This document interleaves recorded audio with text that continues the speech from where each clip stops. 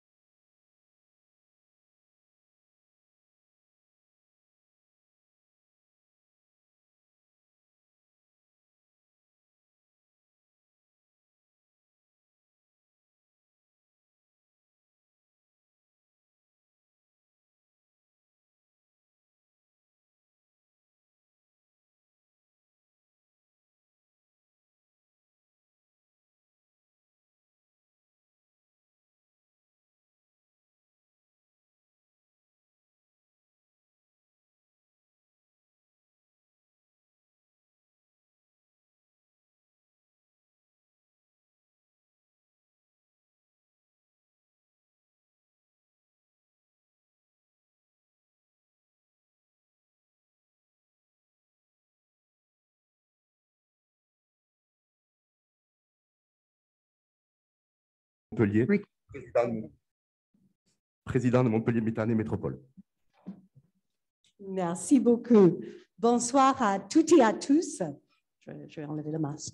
Tu l'as fait, je peux le faire. Bonsoir à toutes et à tous. Bienvenue ici à la Maison des Relations internationales Nelson Mandela. Au nom de notre maire de Montpellier, Michaël Delafosse, et puis de Émilie Cabello, qui s'excuse, qui aurait aimé être avec vous ce soir et qui est adjointe à l'accessibilité à la mairie de Montpellier, je vous souhaite un très grand bienvenue, willkommen en allemand, et je vous dis tout le plaisir que j'ai d'accueillir cet événement dans ce lieu un peu magique, un peu mythique de Montpellier. Alors peut-être quelques mots juste avant de rentrer vraiment dans le sujet de la RSE, très cher à mon cœur, comme vous le savez. Ce lieu dans lequel nous menons toutes nos actions autour des relations internationales et plus largement le rayonnement international à Montpellier, est un lieu dédié, un lieu dans lequel toutes les associations trouvent leur place et puis toutes les expressions d'internationalité à Montpellier trouvent aussi sa place. Je voudrais aussi vous parler de l'Allemagne, bien évidemment. Alors, Richard va venir à côté de moi. Donc, je remercie beaucoup Rafal. Je remercie également Roland Kovic, donc, qui est notre consul honoraire. Je remercie aussi Nadine Gruner, qui est toute derrière et qui est notre directrice de la Maison de Heidelberg. J'ai une pensée très, très forte ce soir pour Heidelberg, pour l'Université de Heidelberg. Vous avez toutes suivi les informations. Vous savez qu'il est arrivé un véritable drame à Heidelberg avec un assassinat, avec un attentat dans l'Université de Heidelberg. Donc, ce soir, on pense très, très fort au maire de Heidelberg, à toute l'équipe, à l'université et bien évidemment aux victimes de ce terrible attentat. On est de tout cœur avec notre ville jumelle de Heidelberg. Alors, l'amitié franco-allemande qui est extrêmement importante pour le maire Michaël Delafosse est ce qu'il appelle un chef-d'œuvre de l'histoire, dans ces mots. Et pour nous, ça a beaucoup de sens. À Montpellier, on porte ce jumelage haut et fort. On le porte à tous les niveaux, au niveau des citoyens, au niveau de nos entreprises. On a des représentants de la CCI ici aussi ce soir. Au niveau de nos jeunes, nous avons 3 écoles à Montpellier jumelées avec des écoles à Heidelberg. Donc pour nous, c'est une réalité que nous partageons avec tout le monde. Et pour nous, nous cherchons à vraiment travailler ensemble sur les sujets sociétaux. Et ça m'amène à la RSE, à la responsabilité sociale et sociétale de l'entreprise. Aujourd'hui, quand on réfléchit à l'activité économique, on ne peut pas réfléchir seul dans son coin, dans sa boîte, à ses chiffres de fin d'année. On réfléchit comme une entreprise qui fait partie de la société, dans le sens le plus large. Et autour de cette table ici ce soir, de cette table ronde, nous avons des entreprises qui se sont distinguées dans ce domaine. Tu vas en parler après.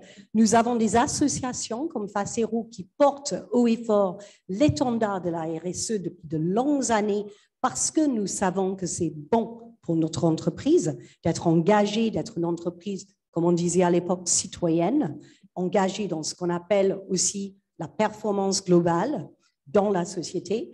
Et nous avons des projets magnifiques qui émergent, que je ne vais pas dévoiler, mais que vous allez adorer. Le Café Joyeux va être un véritable plus pour Montpellier, et très rapidement d'ailleurs, cette année. Donc, je ne dis pas plus parce que ça va être le sujet de notre table ronde, mais ce que je peux vous dire, c'est que Montpellier croit dans la RSE et que la ville de Montpellier, que la métropole de Montpellier est fortement engagée aussi, puisque nous sommes un très grand employeur, presque 7000 personnes entre la ville et la métropole.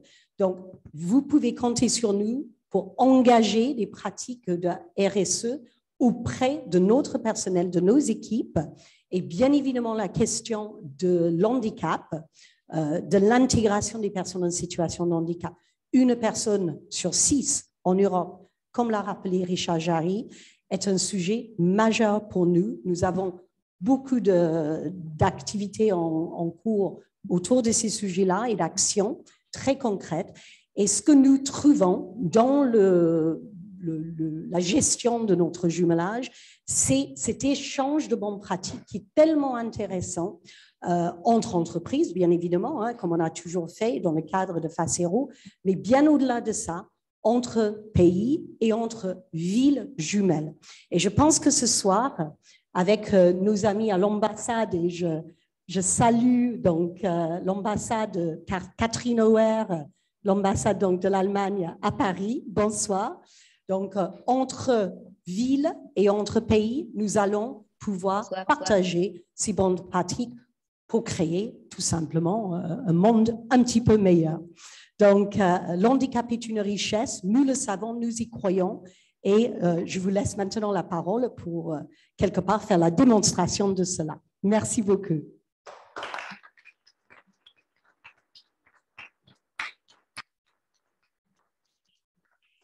La traditionnelle prise de parole est maintenant terminée. Place à la soirée, place à la conférence.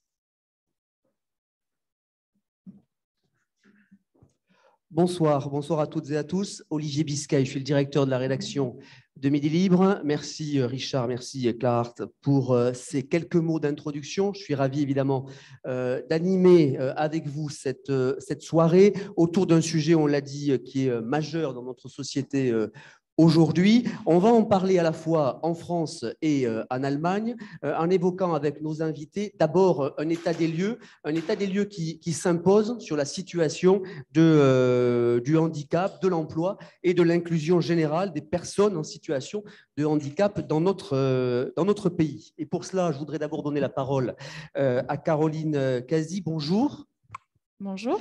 Vous êtes directrice de Facero. Vous nous rappellerez évidemment ce qu'est Facero pour l'ensemble de nos invités qui sont ici dans cette salle et qui nous regardent en mode digital. Et puis nous donnerons la parole à Catherine Auer, conseillère aux affaires sociales à l'ambassade de la République fédérale d'Allemagne, pour évidemment avoir ces éléments précis, importants sur la France et sur l'Allemagne. On commence peut-être par vous sur la France, avec des données statistiques, des données qui nous permettent d'éclairer ce débat avant de rentrer dans des cas concrets d'entreprises qui se sont engagées et investies. Caroline.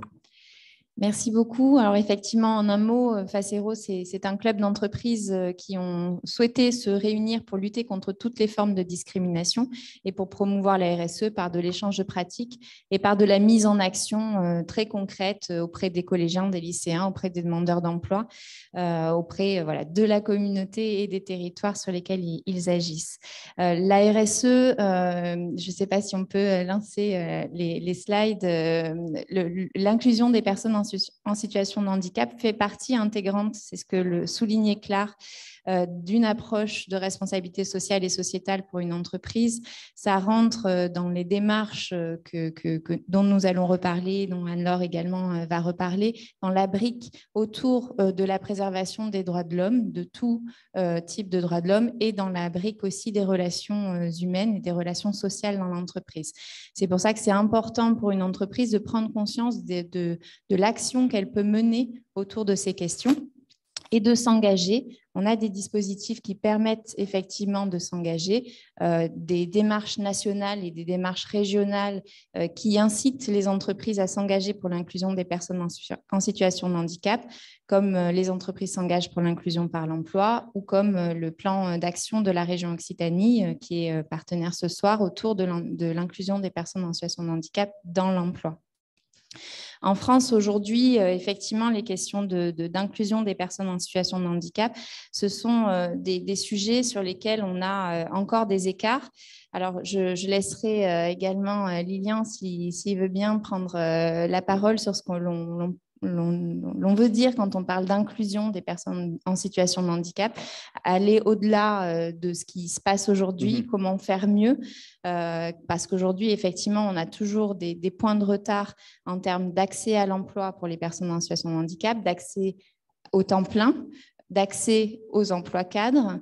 Sur l'ensemble de ces sujets, il y a des écarts qui persistent entre une personne en situation de handicap et une personne non bénéficiaire de l'obligation d'emploi. Est-ce qu'on a des éléments chiffrés qui peuvent illustrer vos propos? Tout à fait. Ils vont arriver à l'écran. J'ai essayé de faire l'introduction. Alors, sur la dernière année, donc on a la chance en France d'avoir une organisation qui est l'AGFIP, qui est l'Association pour la gestion des fonds pour les personnes en situation de handicap, des contributions qui sont versées notamment par les entreprises quand elles ne parviennent pas à atteindre leur obligation d'emploi et qui fournit des chiffres actualisés chaque année. On y voit que les demandeurs d'emploi en situation de handicap ont un taux d'emploi de 37% contre 66% pour l'ensemble de la population française, 2 fois plus de temps partiel et 10% des bénéficiaires de l'obligation d'emploi qui accèdent au statut cadre contre 20% pour la population globale. Est-ce que ce sont des chiffres qui ont tendance à évoluer à la hausse? Vous évoquez les 37%. Où en étions-nous il y a 5 ans, 10 ans? Est-ce qu'on a un recul sur ces éléments? Il y a des évolutions positives avec des points qui progressent effectivement. Sur l'année dernière, on a eu plus 1 point, par exemple, dans le taux d'emploi. Bon, c'est de 36 à 37%, mais voilà, il y a quand même des évolutions positives qui se passent avec effectivement sur les 5 dernières années des choses assez nettes qui sont ressorties sur certains critères, notamment sur les entreprises qui parviennent à recruter des personnes en situation de handicap et à développer leurs actions sur l'inclusion des personnes en situation de handicap. Il y a plus 28% d'emplois directs de personnes en situation de handicap dans les entreprises sur les 5 dernières années. C'est-à-dire que là où les entreprises avaient recours, au-delà de l'emploi direct, à des questions de mieux travailler avec les entreprises adaptées, avec les ESAT, et on va en parler, oui. ou à sous-traiter certaines choses ou à soutenir des associations, elles arrivent mieux à faire du recrutement direct sur les 5 dernières années. Qu'est-ce qui explique, une dernière question avant qu'on puisse donner la parole à Catherine Oher, qu'est-ce qui explique ces chiffres? Est-ce que c'est tout simplement la prise de conscience des chefs d'entreprise, du monde de l'économie, les lois, on va en parler tout à l'heure évidemment, la nécessité tout simplement que la société avance et que les entreprises doivent se prendre en main sur le sujet? C'est ça qui explique? C'est un cumul de sources, de critères qui ont fait ça. Je ne sais pas, peut-être Lilian, tu veux donner ton avis sur cette question? Alors, prenez un micro, Lilian Pitot. Dites-nous quel est votre rôle, votre fonction, pour que tout le monde puisse évidemment comprendre quelle est votre présence ici. Alors, bonjour à toutes et à tous. Donc, Lilian Pitot, donc moi, je suis responsable d'une structure de l'économie sociale et solidaire qui est GDS, qui est une structure qui embauche une vingtaine de personnes en situation de handicap, un centre d'aide par le travail. On accompagne les entreprises dans la mise en place de leur politique handicap et on a construit toute une démarche de communication grand public pour déconstruire les préjugés, puisqu'aujourd'hui, au-delà des réglementations, on se rend compte que c'est la méconnaissance sur le handicap qui crée énormément de problématiques. Donc moi, je suis vice-président du réseau Cap Occitanie, qui est le réseau des entreprises adaptées régionales, secrétaire du réseau Leader Occitanie et président de la commission RH-RSE du même réseau. Donc c'est vrai que la question de l'inclusion des personnes handicapées nous questionne. Elle est aujourd'hui motivée par une incitation réglementaire de plus en plus forte. Caroline parlait du taux d'emploi des personnes en situation de handicap. Nous, on a été animés par le taux de chômage, qui est du double des personnes. Et le législateur a décidé justement il y a quelques années de renforcer l'obligation en fixant des quotas et en demandant aux entreprises de payer un peu plus l'absence de réponse.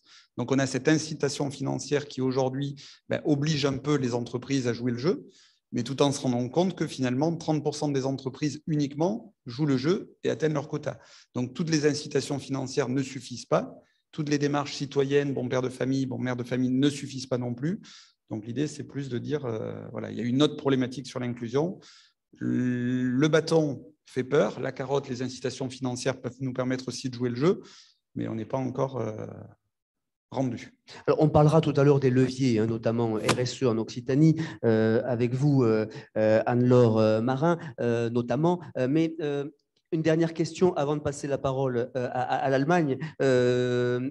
Qu'est-ce qui fait que malgré tout, les chefs d'entreprise n'y vont pas? Parce qu'on voit bien, il y a en effet cette contrainte financière que beaucoup affichent. Il y a aussi souvent et parfois la question de la volonté, c'est-à-dire comment on fait pour intégrer ce processus dans une entreprise aujourd'hui en France. Qu'est-ce qui fait que ça bloque? Alors, aujourd'hui, au-delà d'une question de volonté, je pense qu'il y a énormément de préjugés. On parlait des chiffres. 97% des personnes en situation de handicap ne sont pas en fauteuil roulant. Or, le symbole, l'image qui représente le handicap est ce fauteuil roulant. Et c'est vrai qu'aujourd'hui, lorsqu'on porte la question à une entreprise, êtes-vous prêt à recruter une personne en situation de handicap, se pose tout de suite la question de l'accessibilité. Mais se pose aussi la question de dire les gens ne sont pas prêts à travailler avec des personnes handicap lourd. Et on va voir justement que dans toute cette définition, c'est juste une question de préjugés, de méconnaissance, et que le handicap invisible est prioritaire dans ces démarches. Donc je pense que c'est plus une question d'éducation, et c'est par ce prisme, nous, qu'on a justement essayé de le mettre en place et d'utiliser l'art. On va y revenir évidemment avec chacun d'entre vous. Catherine Auer, vous nous entendez? Oui, je vous entends et maintenant j'ai aussi… Oui, vous m'entendez aussi? Est-ce que vous nous entendez? Vous êtes conseillère aux affaires sociales à l'ambassade de la République fédérale d'Allemagne. Est-ce qu'on me confirme que vous nous entendez? Je vous entends. Est-ce que vous… Oui, d'accord, vous m'entendez aussi. Vous nous entendez. Donc, une question, première question, qu'est-ce qui vous différencie? Qu'est-ce qui différencie l'Allemagne de la France sur cette question? Est-ce que sur ce sujet, les chiffres sont très différents, sont meilleurs et pourquoi? Je dois avouer que je n'ai pas fait de comparaison avec la France. On m'indique que votre micro n'est pas activé. Il est activé. Ça y est. Si. Si, mon micro est activé. Vous m'entendez? Non? Alors, on a un petit problème technique, mais ce n'est pas très grave pour tous ceux qui nous regardent. Cependant, je vous propose qu'on poursuive. C'est les conditions du direct, comme on dit. Vous m'entendez maintenant? Vous m'entendez? Vous m'entendez? Ça y est? Vous m'entendez? Très, très bien. Catherine Auer, bonsoir. Bonsoir. Merci beaucoup. Conseillère aux affaires sociales, je le disais. Et ma question portait sur la différenciation. Qu'est-ce qui différencie l'Allemagne de la France sur ce point, sur ce sujet? Au contraire, j'ai peut-être plutôt l'impression qu'il y a beaucoup de parallèles. Hein. Il y a beaucoup de mesures qui sont vraiment très, très comparables. Il y a par exemple ce fameux quota d'embaucher 5% de salariés handicapés. Il y a aussi un fonds pour des entreprises qui ne remplissent pas cette obligation, qui est comparable aussi à la GFIP, qui mettent à disposition aussi des moyens pour l'insertion. Il y a des structures comme les ESAT. Hein, il y a, les chiffres, peut-être, je n'ai pas exactement les mêmes. La dernière statistique d'emploi des personnes handicapées dit que il y a 25% des entreprises qui n'ont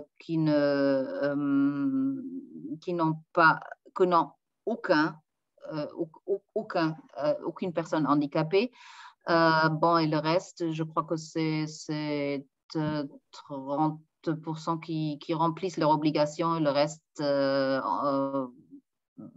à au moins quelques-uns.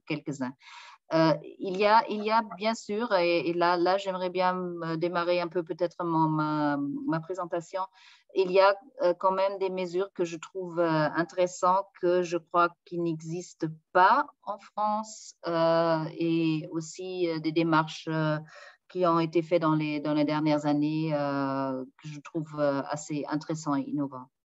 Si je peux démarrer… Bon. C'est à vous. Je peux démarrer ma présentation. Vous pouvez y aller.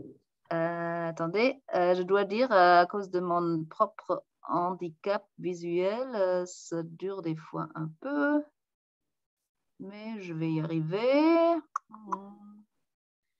Elle est où, cette présentation?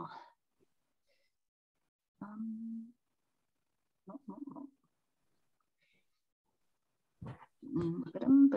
Dire sur les 25%, en France, c'est 20% d'entreprises qui n'ont personne en situation de handicap dans leurs effectifs. Donc, c'est assez similaire cependant. Oui. Comparable. Pour ce qui est du chômage, la dernière chiffre que j'ai, ça date de 2018, c'est que le taux de chômage du marché du travail normal est autour de 6% et le taux de chômage des personnes en situation de handicap est autour de 11%.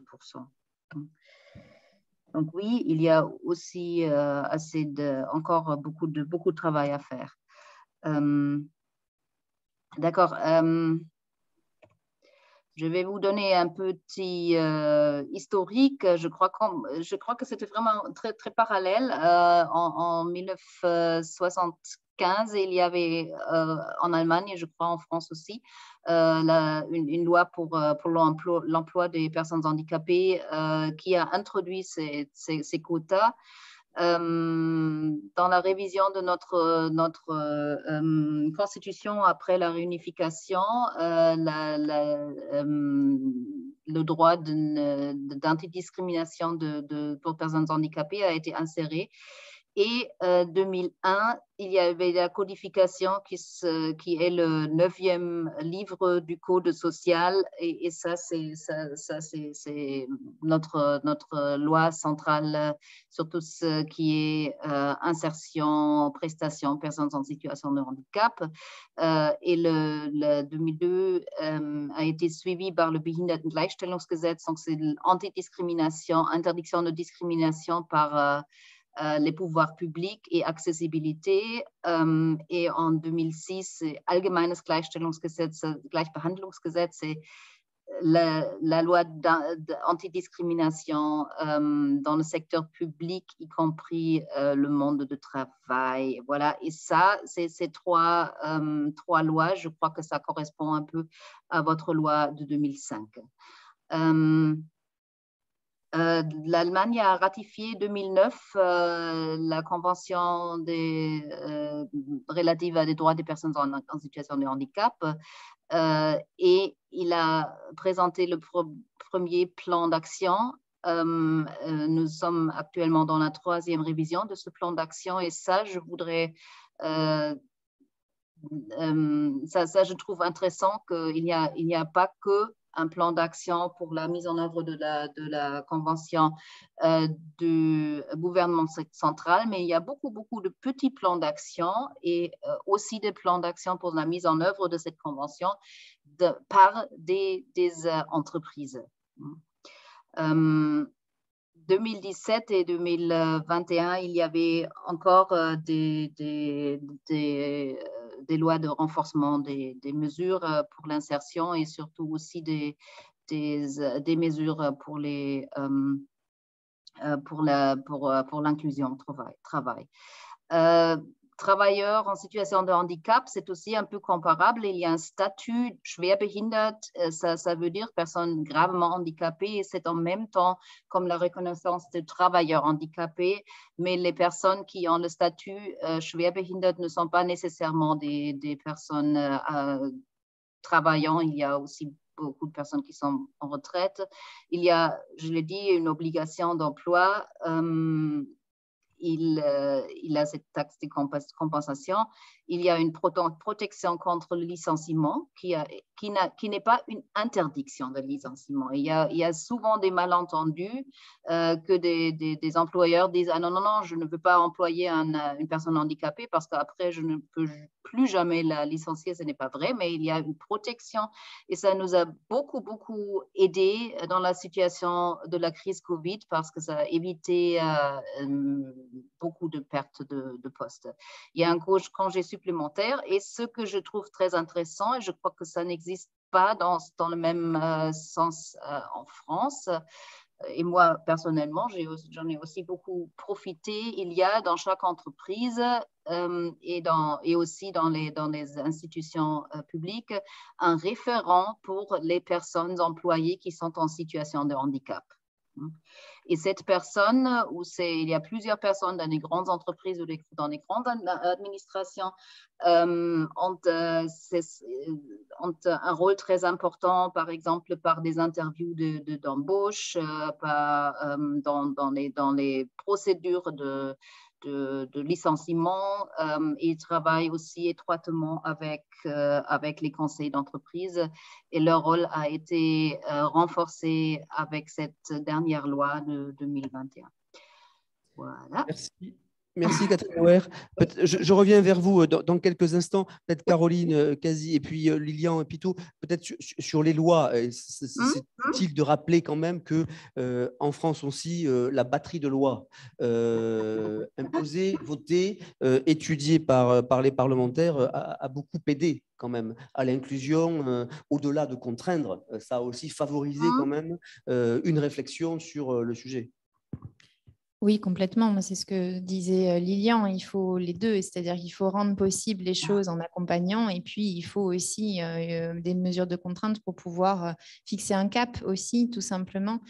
Donc, c'est 6% d'emploi des personnes en situation de handicap, mais aussi toutes les mesures de la loi de 2005 sur l'accessibilité de tous les lieux. C'est des choses qui étaient nécessaires, qui mettent encore du temps. On n'y est pas encore. Enfin, le constat, je pense qu'on le partage, ni sur le taux d'occupation, le taux d'emploi des personnes en situation de handicap, ni sur l'accessibilité des entreprises, des lieux publics. Il y a quand même encore des entreprises qui sont accessibles pour le public qu'elles reçoivent, mais pas pour les personnes qu'elles recrutent.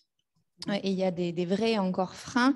Alors certes, les questions de la mobilité ne sont pas les seuls sujets en matière de handicap, Lilian l'a signalé, mais il y a encore des freins importants parce que effectivement, ces préjugés, ces représentations sur une personne en situation de handicap, c'est une personne pour laquelle il va falloir faire de gros aménagements de poste. Ce n'est pas le cas tout le temps. Il faut aussi se poser cette question-là de qu'est-ce qui est nécessaire en termes d'aménagement et d'accompagnement de la personne. Lilian, peut-être vous voulez ajouter un mot, et puis je voudrais qu'on passe la parole ensuite à Anne-Laure Marin. Alors, ce qui est intéressant, c'est de voir la temporalité où, à part la mise en œuvre de la loi de 71, où la France était un peu en avance, mais ensuite 2001 pour l'Allemagne, 2005 pour la France, 2017, 2018, 2020, donc on n'est pas à la traîne.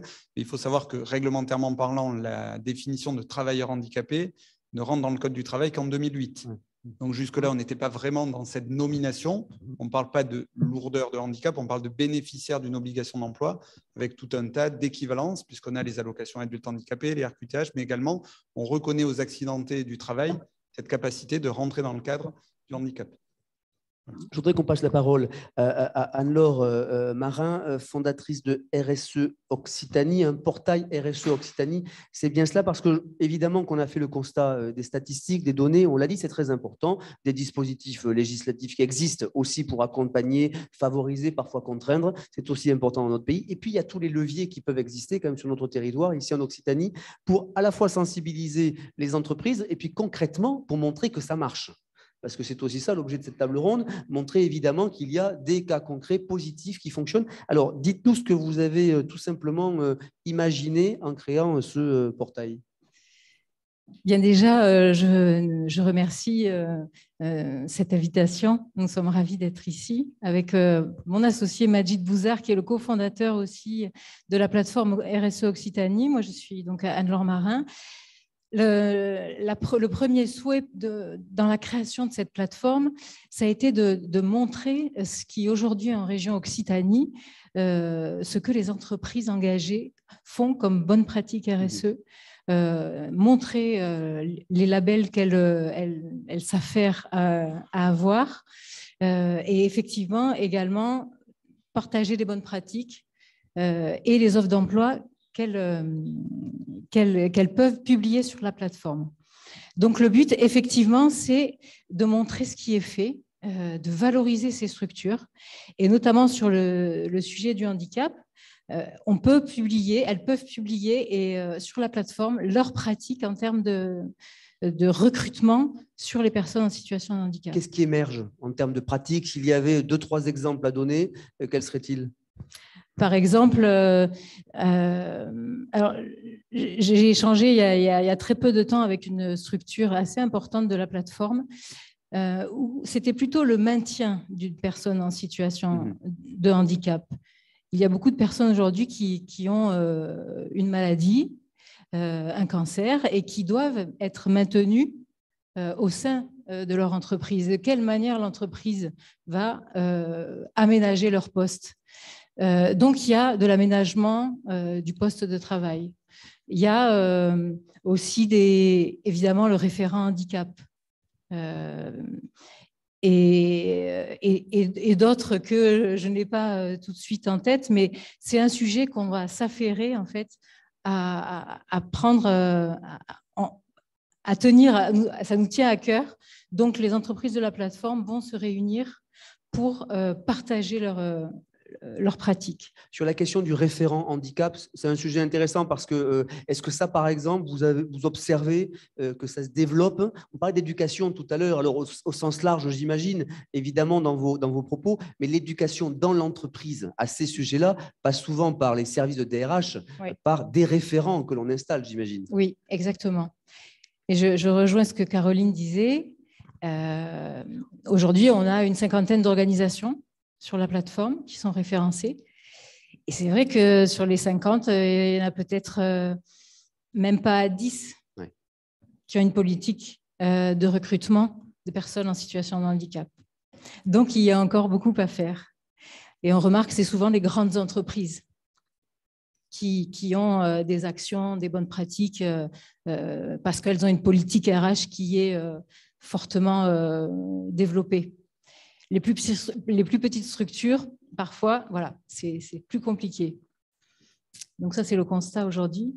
Donc, il y a encore beaucoup de sensibilisation à faire, effectivement, et de dire qu'est-ce que le handicap, d'abord, peut-être. Alors, je vais vous donner la parole, Lilian, peut-être, mais peut-être Caroline, si vous voulez prendre le micro, et puis je vous le passerai ensuite. Peut-être pour aussi favoriser cela, et merci Anne-Laure Marin pour votre témoignage, il y a la collaboration entre l'entreprise et des établissements ou services d'aide par le travail, les ESAT, comme on dit, qui travaillent et qui permettent aussi là, de mieux comprendre les uns et les autres. Oui, complètement. C'est une vraie voie d'entrée, alors à la fois dans la sensibilisation en soft, entre guillemets, dans l'entreprise, de travailler avec des entreprises adaptées ou avec des ESAT en sous-traitance, d'ouvrir ses portes, de pouvoir aller visiter aussi des entreprises adaptées et des ESAT, d'accueillir sur la journée du DOD, par exemple, des demandeurs d'emploi ou des personnes en situation de handicap qui sont déjà en emploi. Il y a des super innovations qui existent aussi. Alors, je pense que Lilian pourra parler des CDD tremplins notamment, qui sont vraiment tout récents, hein, qui ont 2 ans maintenant, peut-être bientôt 3. Oui. Mais par exemple, je vais prendre l'exemple de Decathlon qui travaille avec une entreprise, un ESAT, pour mettre en place, vous savez, le recintrage dans son magasin. Les gens vont dans la cabine d'essayage, ils laissent tout en vrac et puis ils ont fait appel à un ESAT qui a formé, accompagné des personnes pour qu'elles puissent effectuer le recintrage dans le magasin. Et au final, au bout de l'expérimentation, les personnes sont tellement intégrées qu'ils les ont embauchées. Et il y a des tas d'expériences comme ça où finalement le travail avec ces structures-là permet de mettre un premier pas dans la porte, de déconstruire les représentations et puis d'aller plus loin demain. Lilian, avant de passer la parole à Catherine. Alors, si on doit mettre en place une politique d'insertion efficace, donc il y a encore quelques temps, avant 2020, l'entreprise avait plusieurs possibilités de répondre à son obligation d'emploi, l'emploi direct, l'embauche de salariés dans l'entreprise ou l'emploi indirect qui était la sous-traitance auprès du secteur adapté et protégé. Le législateur a voulu renforcer un peu l'obligation en disant aux entreprises désormais favoriser l'embauche plutôt que les achats, même si on regarde, on voit que les achats restent quand même intéressants et une façon, comme disait Caroline, de tester l'expérience handicap. D'ailleurs, toute entreprise qui ne fait aucun effort en faveur de l'emploi peut dépenser un minimum de sommes pour éviter d'être pénalisé. Donc, il y a cette démarche qui incite à travailler avec les entreprises adaptées. Un système innovant a été mis en place puisqu'on reconnaît à certaines entreprises adaptées, donc je suis avec GDS la seule du Languedoc-Roussillon à avoir l'habilitation, qui est en fait une sorte de CDD d'intérim où je vais embaucher moi-même la personne, la mettre à disposition de l'entreprise et permettre à l'entreprise de faciliter toute la démarche managériale. Et alors, ce n'est pas de la pub et ce n'est pas du hasard, en fait, si. Prism a été la première société à nous embaucher il y a 7 mois une personne en situation de handicap qu'elle a titularisée il y a un peu plus d'un mois et qu'elle a passé en CDI. Donc l'expérimentation est donnée, l'entreprise peut jouer le jeu de l'emploi d'un travailleur handicapé sans courir le risque de devoir assurer la démarche managériale, le risque de la non-embauche. Donc on est vraiment dans une co-construction du parcours.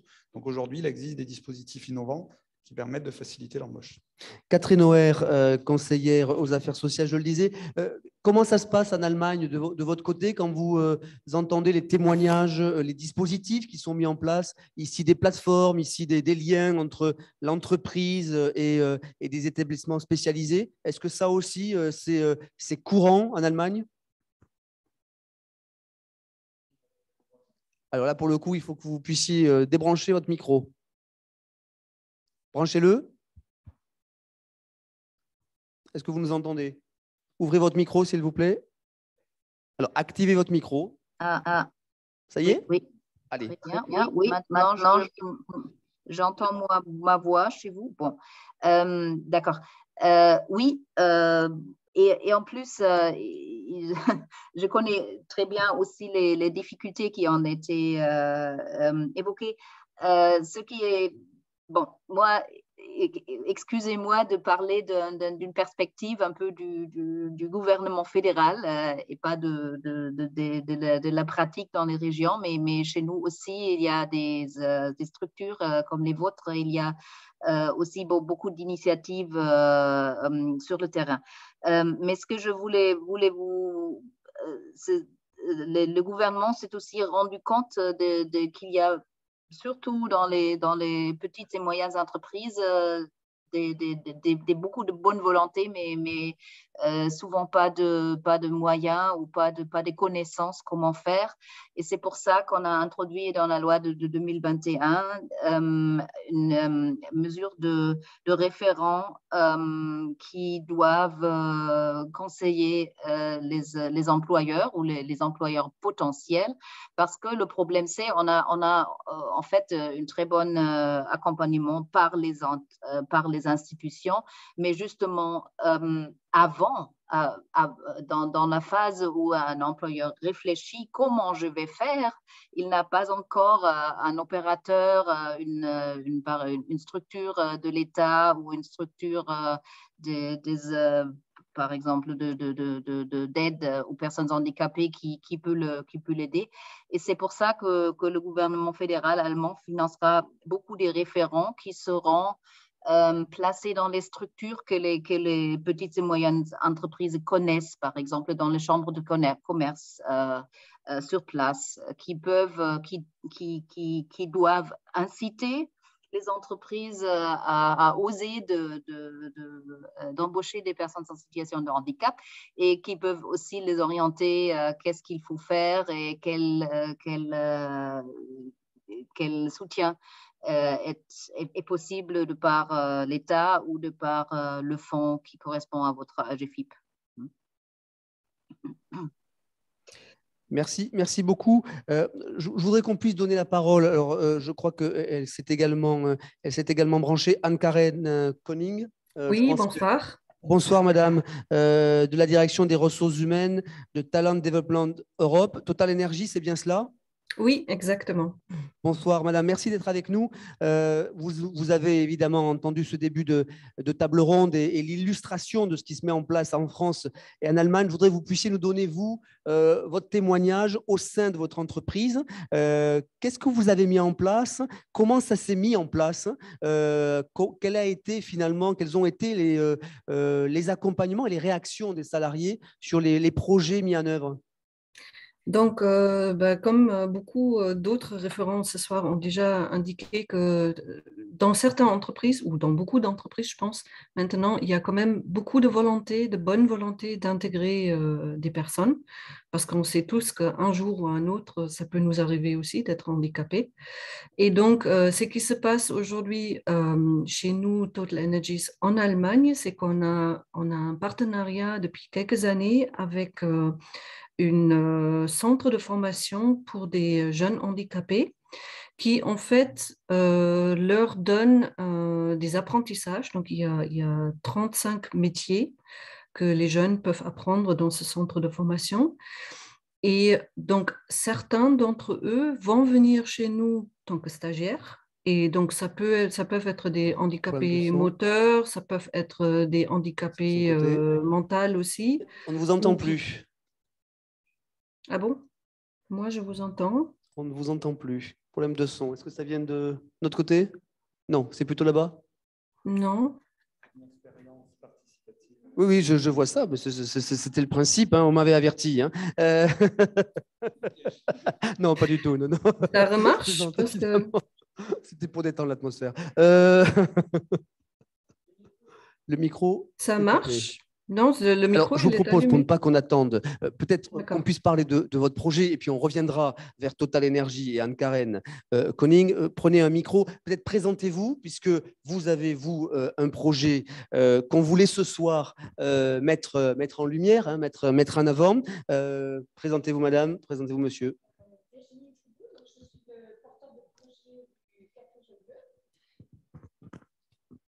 Et Antoine Chamussi, donc je fais partie de l'équipe de bénévoles qui pilote l'implantation du Café Joyeux à Montpellier. Donc, Café Joyeux, ça a été à l'initiative d'un chef d'entreprise français, Yann Bucaille, qui a été confronté au constat que les personnes en situation de handicap n'arrivaient pas à trouver du travail. Et il a subitement été confronté à ça et il a pensé un concept où on pourrait employer et former également des personnes en situation de handicap mental. Donc, avec sa femme, ils ont créé une première structure, un café joyeux, ils l'ont appelé Café Joyeux, sur Rennes, où ils ont embauché une dizaine de personnes en situation de handicap mental. Donc, on parle là de personnes trisomiques ou de personnes en situation d'autisme. Et ce café a bien fonctionné. Et ils ont ensuite permis aussi aux salariés d'accéder à une formation qualifiante. Et ça, c'est vraiment quelque chose de très important. C'est les personnes qui sont employées au Café Joyeux acquièrent également un diplôme d'employé de la restauration. Pour la majorité d'entre eux, c'est la première fois qu'ils reçoivent un diplôme. Et on a peut-être, si Fanny peut-être peut nous mettre... on a le témoignage d'un équipier. Donc, ces personnes employées au Café Joyeux s'appellent des équipiers parce que Yann Bucaille est un marin breton. Voilà, et donc on va avoir les témoignages de Brandon, qui est équipier à Rennes. Si on a le son. Bon, on a des problèmes de son. En fait, présentez-nous peut-être Brandon. Qui est-il? Qu'est-ce qu'il fait? Brandon, qui est un équipier qui a été donc parmi les premiers employés sur le Café de Rennes et qui, dans cette vidéo, en fait, nous fait comprendre tout ce à quoi le salaire peut, enfin, ce poste d'équipier lui permet d'accéder en fait à un salaire, à toute une vie en autonomie. Et donc, peut-être que je vais le dire du coup si ça ne marche pas. Bon, il raconte qu'en fait, voilà, grâce à ce salaire, il accède à un scooter, il accède à un appartement et il finit son témoignage en disant que voilà, c'est tout en fait. Il accède là à sa vie et son témoignage est quand même très, très prégnant. Et ce qui est, enfin, l'originalité du concept joyeux, c'est que c'est le monde de l'entreprise. On n'est pas dans le médico-social, on n'est pas non plus dans les entreprises adaptées, mais c'est vraiment l'entreprise du milieu ordinaire. Et ça, c'est très important pour nous parce que ça peut faire aussi écho à d'autres chefs d'entreprise plus tard. S'ils voient que ça marche à Café Joyeux, que le café marche, engrange des bénéfices, hein, parce que c'est ça qu'on va faire, ça donnera l'idée probablement à d'autres chefs d'entreprise de se lancer dans la même aventure. Et donc là, il va y avoir une aventure héroltaise, Montpellier-Rennes. C'est prévu? Oui, tout à fait. On va pouvoir vous en parler. Moi, je voulais rappeler quelques chiffres. C'est qu'en France, il y a 700 000 personnes qui sont atteintes de troubles autistiques ou porteuses de trisomie 21. Le taux de chômage chez ces personnes est, on l'a rappelé, 2 fois plus élevé en fait, hein, que pour la population dite normale. On est tous un peu anormaux, mais voilà. Et seulement 0,5% de ces personnes sont employées en milieu ordinaire. Et le concept de Café Joyeux, c'est de montrer, et on en parlait tout à l'heure, Lily en parlait, l'idée c'est de déconstruire un peu l'imaginaire autour du handicap. L'idée c'est de montrer qu'il est tout à fait possible à des personnes en situation de handicap de travailler en milieu ordinaire. Et Café Joyeux, ce sont des cafés-restaurants qui sont situés au cœur des villes, dans des emplacements haut de gamme, et qui offrent un service de haut niveau, de grande qualité.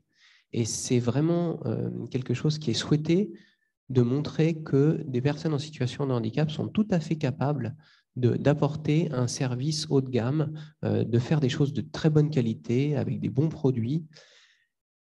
Et ce faisant, ça permet au Kidam, à tout un chacun, à nous, de re-rencontrer des personnes en situation de handicap dans un contexte ordinaire, d'aller simplement manger dans un café-restaurant.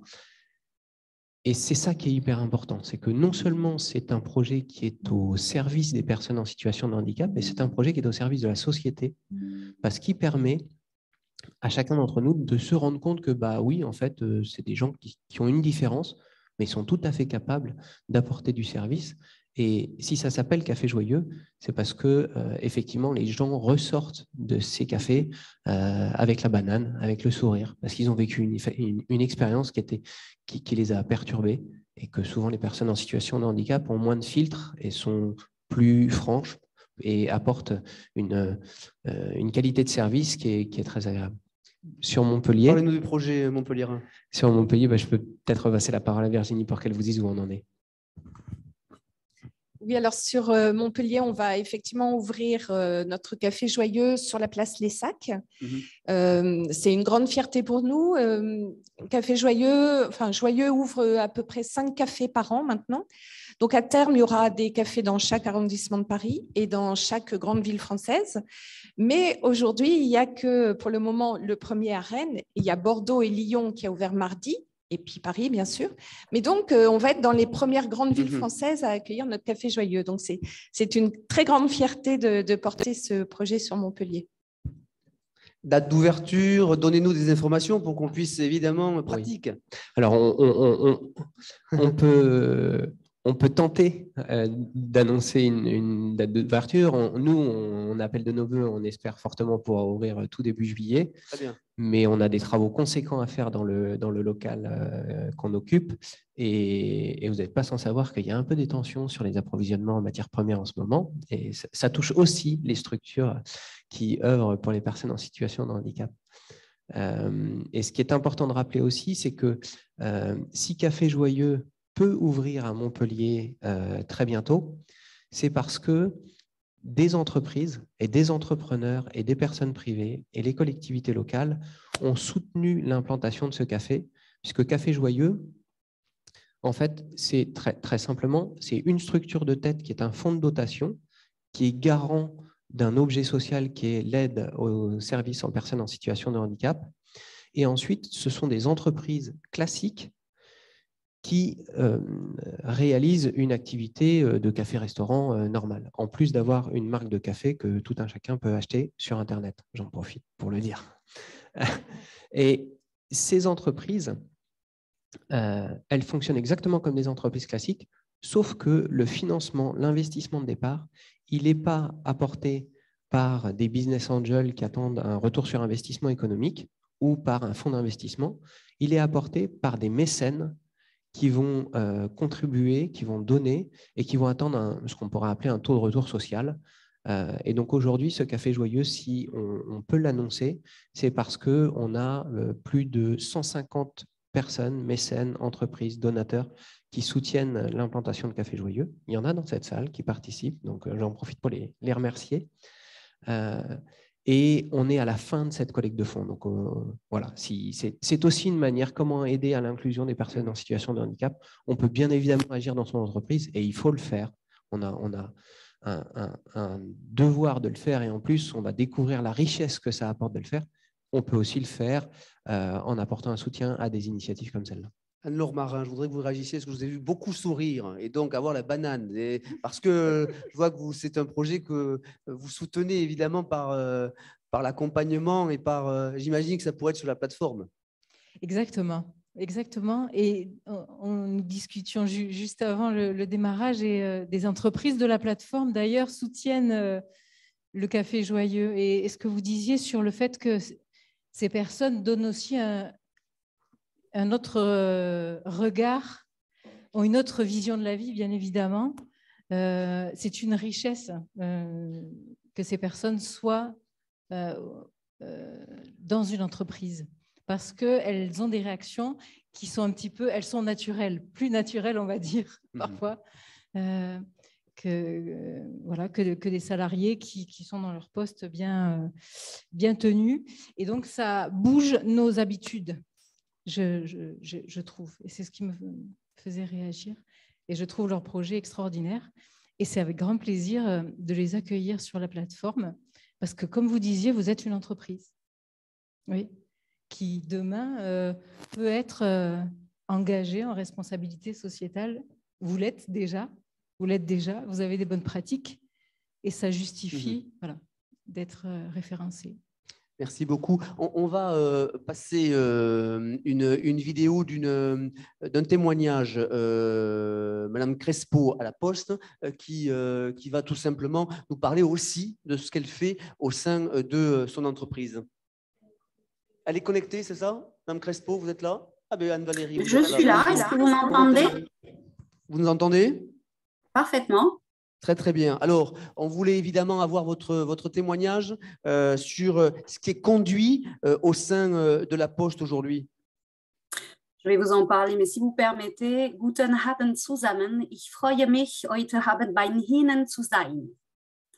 Alors, c'était une petite phrase en allemand pour accueillir nos collègues. Au titre de la Poste, ce qui me paraît important simplement de préciser en termes d'introduction pour ceux d'entre vous qui ne connaîtraient pas forcément le groupe La Poste, nous sommes une grande entreprise aujourd'hui, une société anonyme à capitaux publics avec des missions d'intérêt général.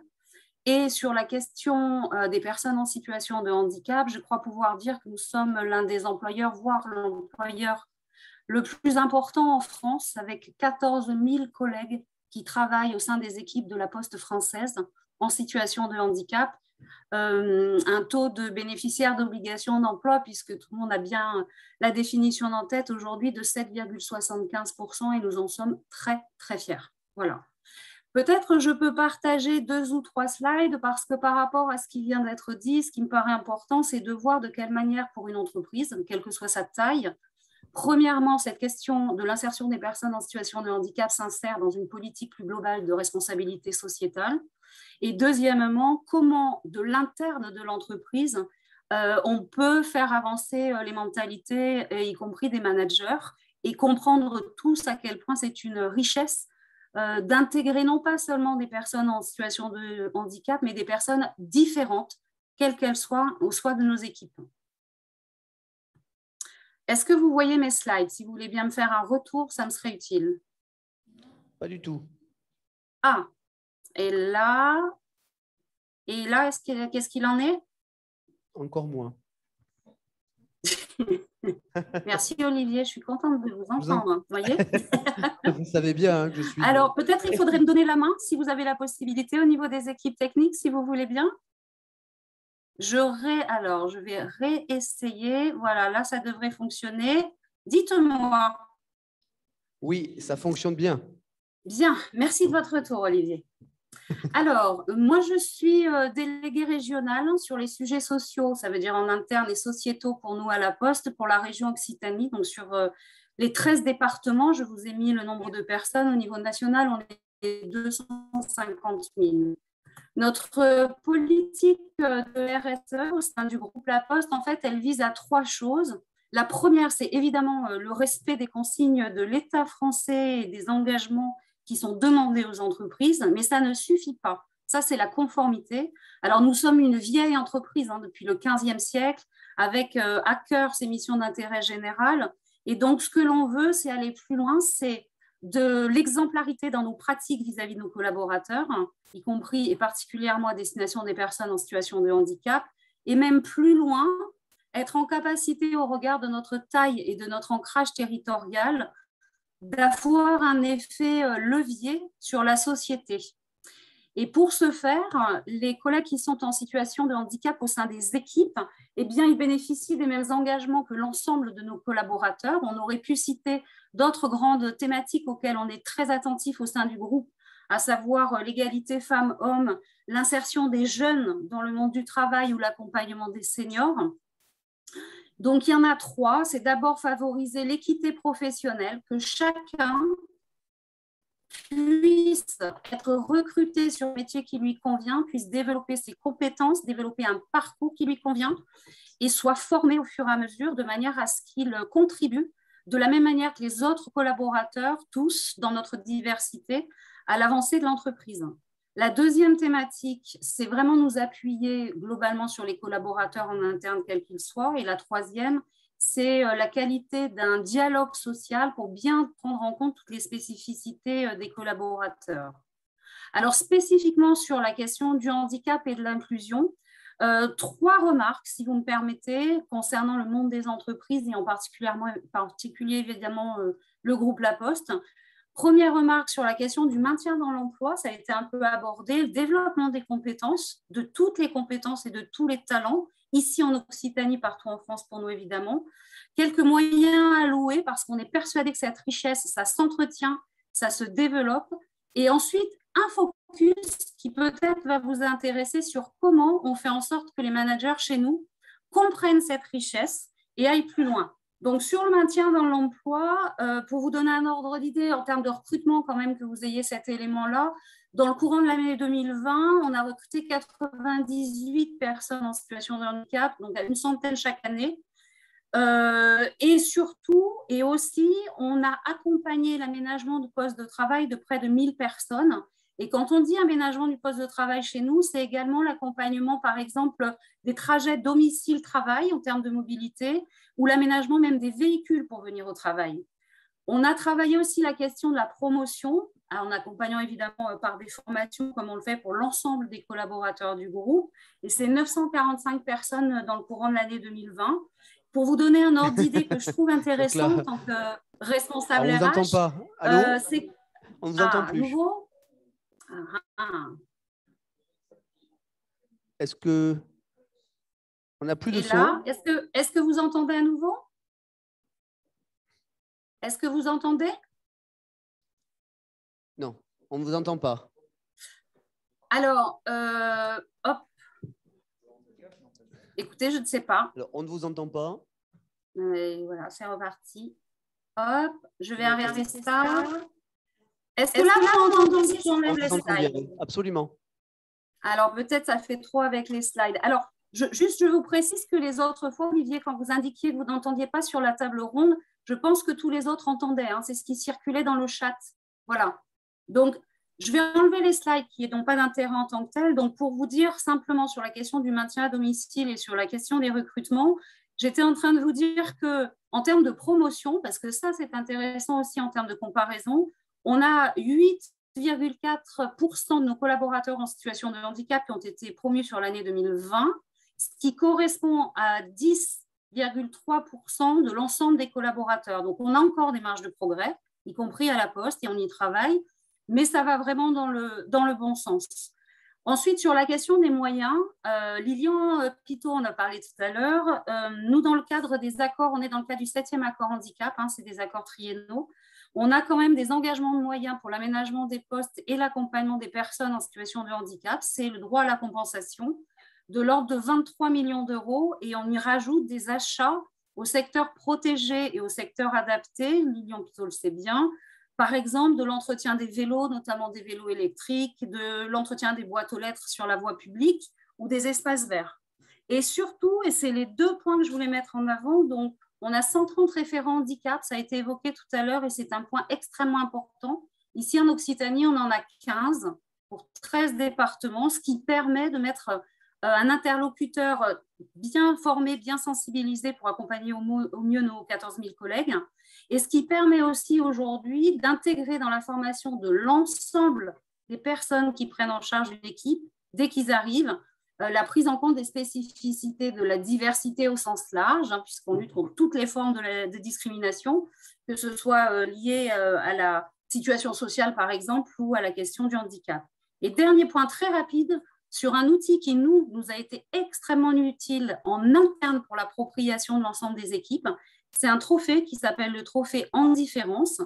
Et ce trophée qui existe depuis 10 ans, il vise chaque année sur des thématiques de diversité et particulièrement sur des thématiques de handicap, sous l'angle inclusion, bonne pratique pour l'inclusion dans une équipe, à ce que des équipes de 3 collaborateurs fassent remonter des projets d'abord au niveau de leur branche, puis départementale, puis nationale.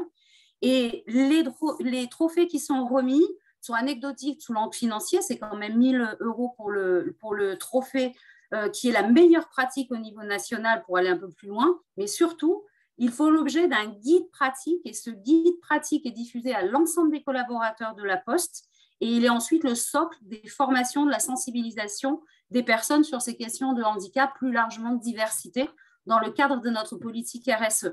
Voilà ce qui me paraissait intéressant d'éclairer. Si vous avez des questions, n'hésitez pas, bien entendu.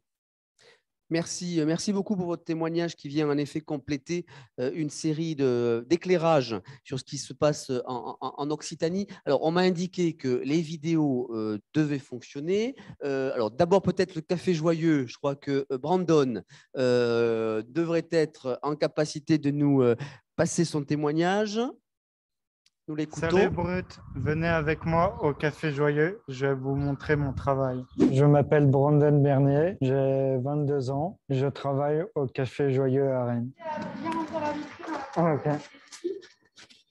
Le premier Café Joyeux a été ouvert à Rennes, c'était il y a un petit peu plus de 3 ans. C'est une idée de Yann et Lidwine Bucaille. Un jour, Yann Bucaille a fait la rencontre de Théo. Donc Théo, il est juste derrière là maintenant.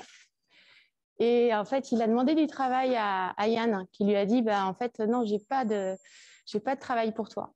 Et donc, il s'est mis un peu en colère. Et il lui a dit, c'est pas parce que je suis handicapée que je peux pas être utile à la société. Donc, ça a germé dans la tête de Yann. Et puis, avec son épouse, ils ont décidé d'ouvrir un Café Joyeux à Rennes. Voilà, pour permettre l'inclusion des personnes en situation de handicap vraiment en milieu ordinaire. En premier, je fais de la cuisine. Deuxième, je fais du service en salle. Et troisième, je fais la caisse et boissons chaudes. Ici aussi, le truc le mieux, c'est que tu as des copains comme si c'était ta famille, quoi. Voilà, qu'est-ce qui me plaît le mieux ici. Ce travail m'a permis d'avoir en premier un scooter, deuxième mon appartement et troisième ma vie. Ça m'a permis d'être indépendant et surtout d'être tout seul chez moi et trouver un appartement. Maintenant, tu es autonome et être fier dans la famille. Ouais, parce que maintenant, ma famille est fière de moi. J'ai un travail, j'ai mon appartement, j'ai tout. J'ai toujours le rêve d'aller dans un restaurant gastronomie avec des étoiles.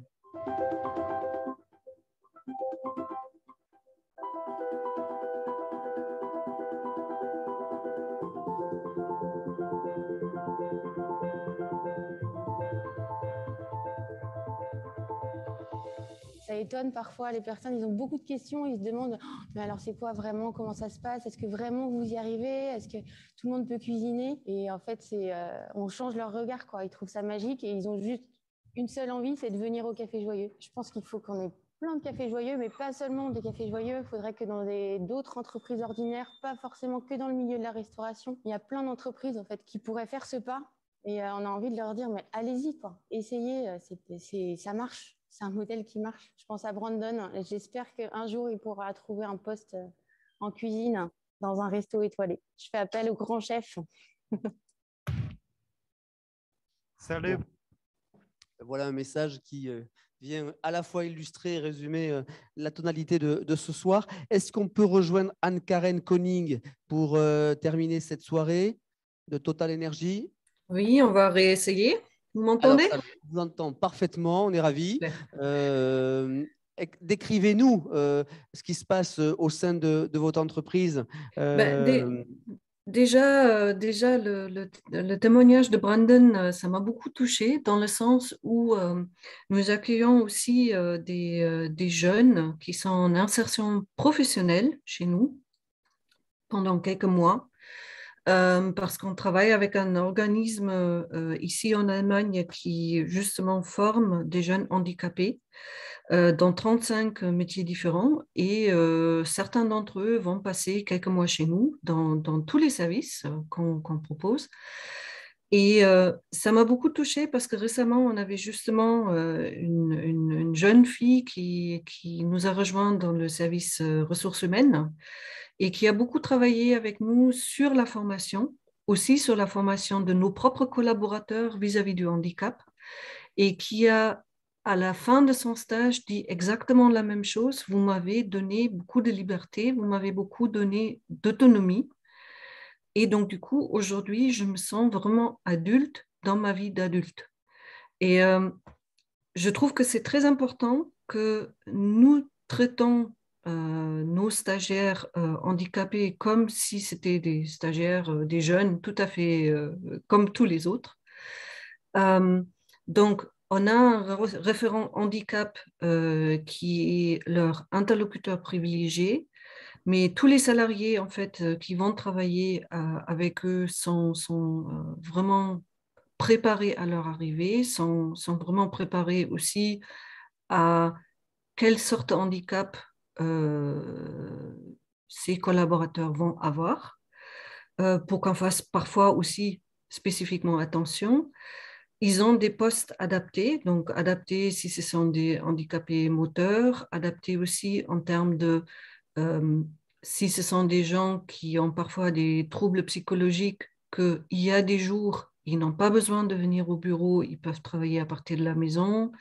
Ils peuvent aussi, par exemple, s'ils ont besoin de prendre les transports en public, décaler leur heure d'arrivée et des choses comme ça pour éviter justement les grands foules dans les transports. Donc, tout est mis en œuvre pour que ces personnes retrouvent un environnement de travail qui leur permet de vraiment travailler, de vraiment s'intégrer. Et ce qui est vraiment aussi un avantage pour nous-mêmes, c'est que souvent, ils nous donnent aussi un feedback sur notre propre façon de travailler, notre propre façon de voir les choses, et ça nous fait avancer aussi, nous, tant qu'entreprise. Et donc, c'est pour ça, pour nous, ce partenariat avec le Anne-Dore Leber Berufsbildungswerk, c'est quelque chose qui est très important pour nous. On a déjà embauché aussi certains de nos stagiaires, anciens stagiaires, qui ont fini leur formation dans cet organisme et puis après, ils nous ont rejoints dans l'entreprise. Et aujourd'hui, ce sont des collaborateurs comme tous les autres. Merci beaucoup, Anne-Karen Koning. On peut applaudir. Bravo.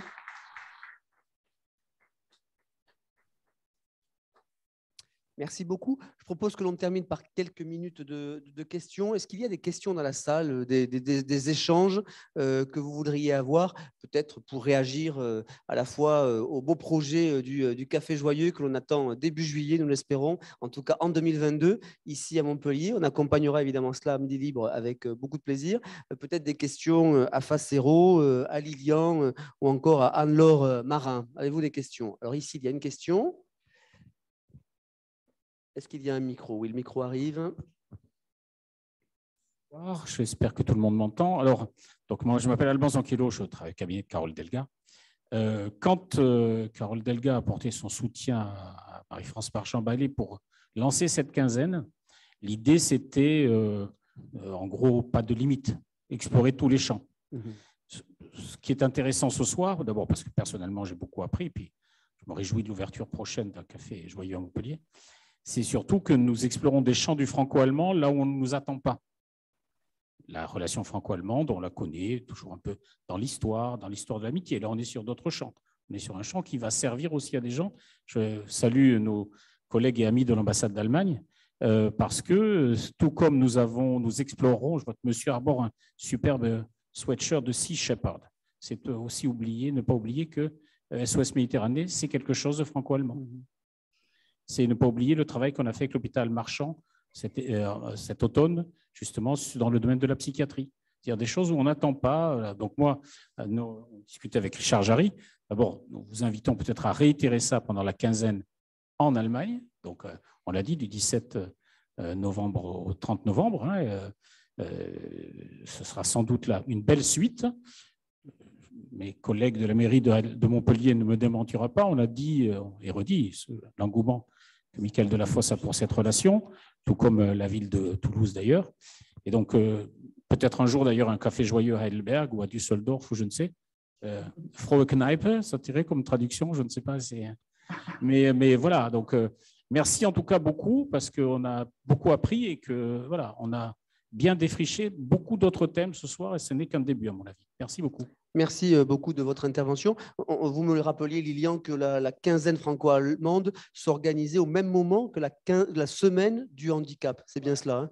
Grosso modo, du 17 novembre l'an prochain, on tombera pile poil sur la semaine européenne du handicap. Donc, c'est l'occasion plus que jamais de souligner la démarche. Merci beaucoup. Est-ce qu'il y a une autre intervention? Est-ce que Richard, vous voulez conclure peut-être cette soirée? Quelques mots? Si je peux, est-ce que je peux aussi dire quelques mots? Absolument, je vous en prie. Je voudrais, oui, j'ai beaucoup aimé ces témoignages et je voudrais souligner qu'il ne faut pas sous-estimer, il ne faut jamais sous-estimer les personnes en situation de handicap ou en situation d'autres problèmes. Et là, je voulais vous souligner qu'il y a en ce moment, par exemple, des programmes de l'Office franco-allemand de jeunesse et aussi dans les autres mesures pour la promotion des jeunes. Il y a actuellement, ça a beaucoup changé. Il s'adresse beaucoup plus aux jeunes qui ont des problèmes physique, mentale, etc. Et ça a aussi, je confirme, des mesures d'échange franco-allemand, de voyages, des stages dans les autres pays. C'est très, très important, surtout pour ce groupe de personnes. Avant, on a dit, ah non, pour eux, hein, ils ont déjà un grand problème et ils ne maîtriseront jamais la langue et pas la peine de faire des échanges franco-allemands avec ce groupe. Mais ça, c'est pour eux, ça donne encore plus de confirmation qu'ils peuvent accomplir quelque chose. Et je suis très contente qu'il, aussi sur le niveau européen, dans le cadre des fonds sociaux, il y aura plus de moyens pour financer ces échanges dans les années qui viennent. Merci. Merci à vous. On peut vous applaudir, bien sûr. Alors, peut-être, Richard, une dernière intervention là, et puis Richard conclura ce rendez-vous. Madame. Bonsoir, je m'appelle Lille Carolan, je suis allemande qui vit en France depuis 25 ans. J'ai travaillé auprès des personnes en situation de handicap ici à Montpellier dans un foyer de vie. Actuellement, j'accueille des jeunes qui viennent d'Allemagne en famille d'accueil française. Quand le jeune a dit « vous m'avez permis quelque chose », c'est que l'enfant, l'adulte en situation de handicap, il a les mêmes besoins que nous tous. D'être reconnu, d'être en lien et de pouvoir grandir, de pouvoir s'épanouir. Et c'est ce qui lui a été permis dans la joie.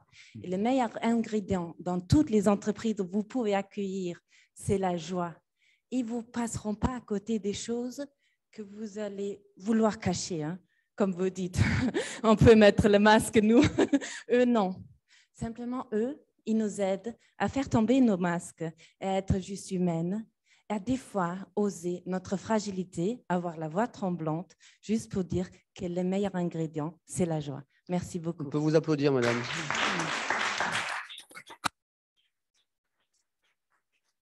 Merci beaucoup. Richard. Merci Olivier d'avoir animé ce plateau. Merci, mesdames et messieurs, d'avoir répondu à ces questions. Juste une information, parce que tout le monde doit être intrigué un peu par le gorille. Nous l'avons été, en effet. Allez. Alors, le gorille, un être conscient de ses congénères, qui est une des rares créatures à prendre soin de toute la communauté et des publics les plus fragiles. Donc, le King Kong, le Donkey Kong de notre jeunesse, je vous parle pour ceux que les moins de 20 ans ne peuvent pas connaître. Donc, au départ, un gorille en colère qui était prêt à jeter son tonneau et à déverser sa haine sous tout un chacun, et qui, sous les traits d'un artiste local, Franck Seller, évidemment, devient un totem animal. Qui est tatoué de toutes les situations qui peuvent donner droit à reconnaissance handicap. Donc, on a sur le corps toutes les maladies, les allergies, les dyslexies, les traumatismes crâniens. On a quelques indications qui nous rappellent que finalement 80% des handicaps sont invisibles. Et on a sur le totem, sur le tonneau, tous les chiffres clés qui nous permettent de donner aussi des définitions. Donc, ce gorille a été présenté lors de la Commission européenne, puisque nous étions début novembre avec l'équipe de Mme Delga, le pôle réaliste notamment, en représentation. Il y a un projet européen qui a été porté justement à l'initiative de la région, et c'est là où finalement on trouve la complémentarité, où justement lorsqu'on nous a posé la question, mais quelle est la principale problématique sur l'inclusion des personnes en situation de handicap au niveau français, on a mis en avant la problématique de la méconnaissance et des préjugés. Et on a eu l'occasion justement de présenter et les œuvres d'art. Donc cette statue fait partie d'un collectif d'artistes qui ont été mobilisés il y a bientôt 3 ans pour justement changer le regard sur le handicap et aborder la question d'une façon un peu plus décalée katam oé, pour justement se dire on peut aborder des sujets sensibles sans pour autant que ça reste tabou et autres. Donc voilà, un totem de l'inclusion qui devrait normalement être présent dans le cadre d'Escale 7 à l'espace Georges Brassens, Gare aux Gorilles, du 1er avril au 11 mai prochain, où finalement l'art devient une façon de sensibiliser le plus grand nombre de personnes sur le handicap. Merci. Merci beaucoup, Richard. Bravo. Merci de tes explications. Donc, merci à vous, messieurs, dames. Merci à Madame Auer et Madame Koenig et à tout le monde en ligne également. Merci à vous. Ce lancement de la quinzaine franco-allemande très en amont, je crois que le thème de ce soir a vraiment pour vocation de vraiment jeter un pont sur ces sujets-là.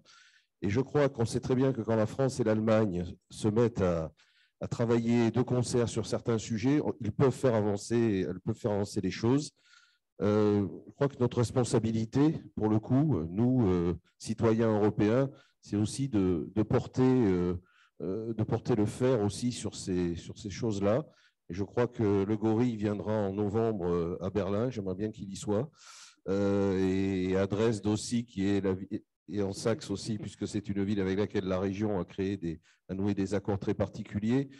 Voilà, il faut que cette soirée ait des suites aussi en Allemagne. Je crois que je vous invite tous à travailler avec nous autour de certains projets. Merci à tous ceux qui étaient en ligne.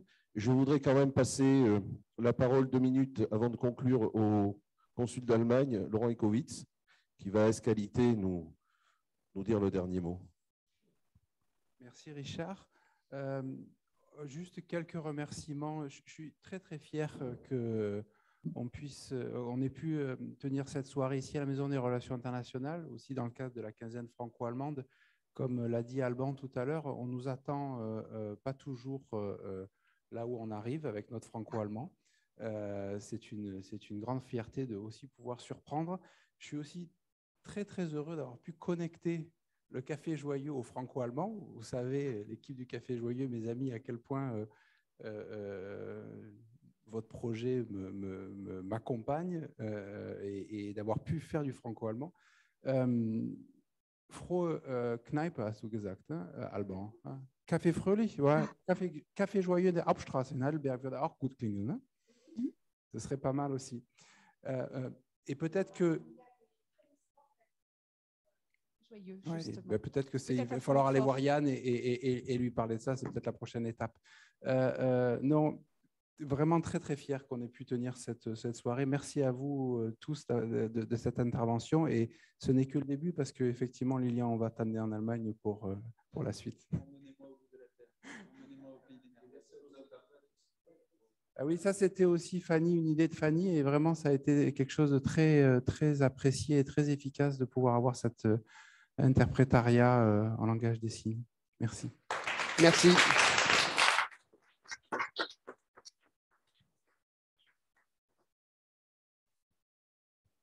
Merci beaucoup et merci aux organisateurs.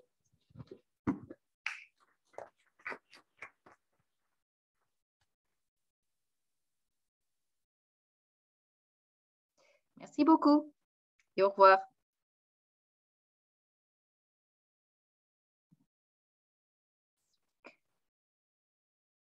D'accord.